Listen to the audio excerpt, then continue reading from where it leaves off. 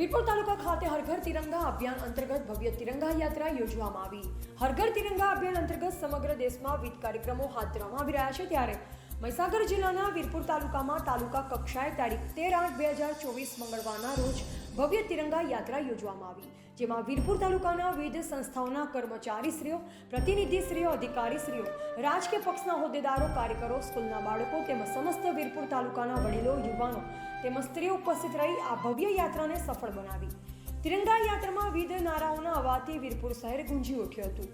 આ ભવ્ય તિરંગા યાત્રા થકી વીરપુર તાલુકામાં આઝાદીની ઉજવણીને યાદગાર બનાવી લોકોમાં દેશપ્રેમની ભાવના ઉજાગર થાય અને તાલુકામાં દેશપ્રેમનું વાતાવરણ સર્જાય તે માટે વીરપુર તાલુકાના મુખ્ય માર્ગ તેમજ વીરપુર બસ સ્ટેન્ડને આવરી લઈ વિરાજ સર્કલથી નીકળી માનસેવા આશ્રમ સુધી ભવ્ય તિરંગા યાત્રા નિમિત્તે પગપાળા રેલી કરવામાં આવી હતી।